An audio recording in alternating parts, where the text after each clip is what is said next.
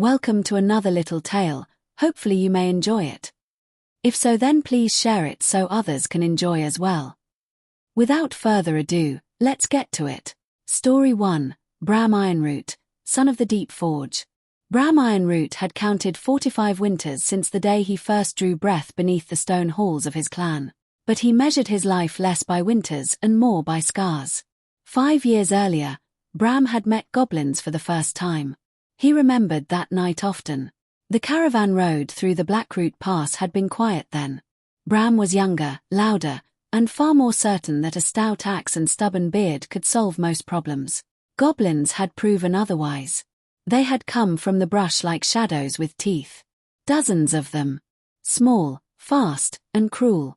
Bramm survived that ambush, but only barely. By the end, Bramm stood alone with broken armor surrounded by green bodies. That night had changed him. Now, 5 years later, Bramm walked the same road again. The dwarf moved slowly along the forest edge, iron boots crunching frost beneath them. His beard was braided with small copper rings, each marking a battle survived. His axe rested comfortably across his shoulder. The Blackroot Pass had grown worse since his last visit. Travelers spoke of goblins gathering in numbers. Strange howls echoed from the forest at night. And livestock from nearby villages had begun to vanish. Bramm didn't believe in coincidence. Something was stirring here.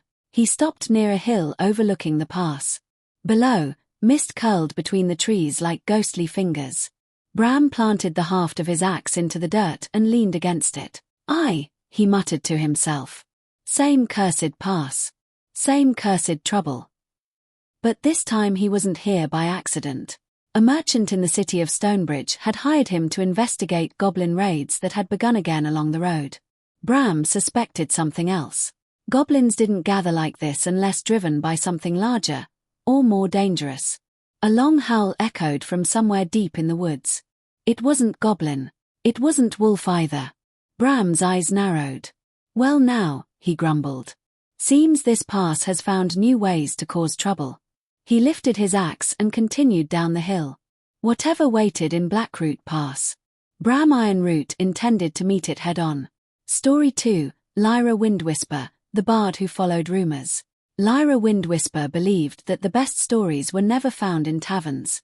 They were found on roads no one wanted to travel, which was precisely why she had come to the Blackroot Pass. Lyra carried little besides a lute, a satchel of notebooks, and a dangerous curiosity. She had heard the rumors first in a crowded tavern in Stonebridge. A merchant complaining about goblins. A hunter speaking of strange howls. A caravan guard swearing that something larger than a wolf had crossed the road under moonlight. 3 different stories. All pointing to the same place. For a bard, that was irresistible. Lyra walked the narrow trail with quick, light steps, humming quietly as she traveled. Her cloak fluttered behind her like a dark feather. She was writing a chronicle of strange lands and stranger creatures. The Blackroot Pass promised both. But there was another reason she had come. She had heard a name. Bramm Ironroot. The dwarf had gained a reputation over the past 5 years. Some called him stubborn. Others called him fearless. Lyra called him interesting. And interesting people made excellent stories. She suspected he would come back to the Vale eventually. Warriors often returned to the places that had nearly killed them. As she rounded a bend in the road, she saw a figure walking ahead in the mist. Short, broad, carrying a large axe. Lyra smiled. "Well," she whispered to herself. "Looks like the story has begun." The Blackroot Pass had drawn them both here for different reasons. But Lyra suspected their paths would cross very soon. And something in the forest suggested they might both need allies. Story 3, The Wolf Without a Name. The wolf ran through the forest with silent desperation. It had once been a man. It remembered fragments of that life. Hands. Speech. Firelight. But those memories were fading. Now there was only instinct. And hunger. The curse had taken everything else. Months earlier, during the last full moon, the transformation had gone wrong. The body had changed as always, bones stretching, skin shifting, senses sharpening. But dawn never brought the return. The wolf had remained. Trapped. Mind intact, body forever changed. At first the wolf had tried to stay near the village where it had once lived. But fear had driven it away. People hunted monsters. So it fled to the one place few dared to go. The Blackroot Pass. There the forests were deep and the goblins feared the shadows. The wolf had become something of a legend among them. They called it the Moon Beast. Most nights it avoided them. But sometimes hunger forced its hand. The wolf did not want to kill. But survival had little patience for morality. Now something new had entered the pass. The wolf smelled them in the wind. A dwarf. A traveler with music in their pack. The wolf watched from the trees. For the first time in many months, curiosity stirred stronger than hunger. Maybe these strangers would leave. Maybe they would hunt the goblins that infested the woods. Or maybe they would hunt the wolf. The creature lowered itself into the underbrush. Watching. Waiting. And hoping, faintly, impossibly, that someone in this world might understand what it had become. Story 4, The Hunt for the Moon's Cure, Main Adventure Story. The three met under a sky heavy with storm clouds. Bramm Ironroot stood over a campfire, sharpening his axe. Lyra Wind Whisper tuned her lute beside the flames. And just beyond the light, the wolf watched. The encounter happened faster than any of them expected. A pack of goblins burst from the brush with shrieking laughter. Bramm moved first. His axe split the first goblin's shield like rotten wood. Lyra ducked behind a log, shouting warnings while grabbing a small dagger. The goblins swarmed. Too many, too fast. Then the wolf leapt from the darkness. A blur of silver fur and flashing teeth. The goblins panicked instantly. They recognized the creature. Within seconds the clearing was silent again. Bodies lay scattered. Bramm wiped his axe clean and stared at the wolf. The wolf stared back. Neither attacked. Lyra slowly lowered her dagger. "Well," she said carefully. "That was unexpected." The wolf stepped closer to the firelight. Its eyes were not animal eyes. They were human. Bramm noticed immediately. "A cursed one," he muttered. Lyra tilted her head. "You mean a werewolf?" Bramm nodded slowly. "But something's wrong with this one." The wolf sat down. And waited. As if listening. Lyra whispered softly. "I think it understands us."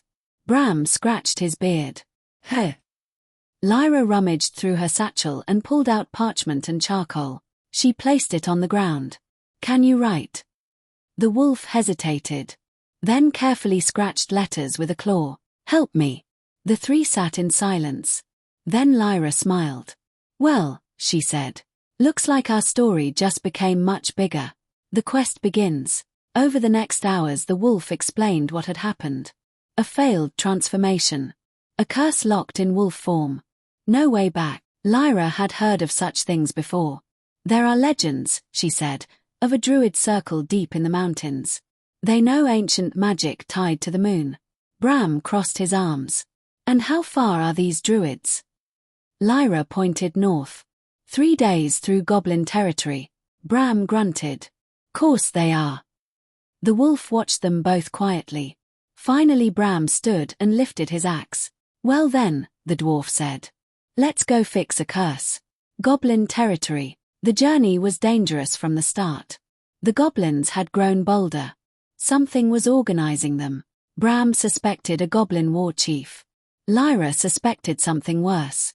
The wolf served as their scout, moving silently ahead of them. On the second night, they discovered the truth.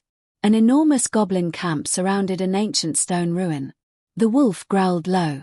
Bramm frowned. Lyra whispered. "That ruin. I know that place." Bramm raised an eyebrow. "Do tell." "It's a moon shrine." The goblins had taken it, which meant the only place capable of curing the curse was now in enemy hands. Bramm smiled. The kind of smile dwarfs get before a good fight. "Well," he said. "Let's go knock on their door." The Battle of the Moon Shrine. The fight lasted until dawn. Bramm carved through goblins like a walking avalanche. Lyra used music and clever tricks to distract enemies and guide the wolf. The wolf fought with desperate strength. Finally they reached the shrine center. An old stone circle beneath the open sky. Lyra placed her hands on the altar. This place still holds power. The wolf stepped into the center. Moonlight broke through the clouds. The magic began. Bones shifted. Fur receded. And slowly, the wolf became human again. The transformation left the man weak but alive. Bramm helped him stand. Lyra grinned. "Well," she said proudly, "that will make an excellent final chapter." The former wolf looked at them both. "Thank you." Bramm shrugged. "Don't mention it." Then he glanced around the battlefield. "Though next time, let's find a quieter adventure." Lyra laughed. But all three of them knew something important. This wasn't the end of their story. It was the beginning. Thank you for listening to our little tale. Hopefully it has entertained you. If so, please consider sharing this tale so others may also be entertained. As always, until next time, be well.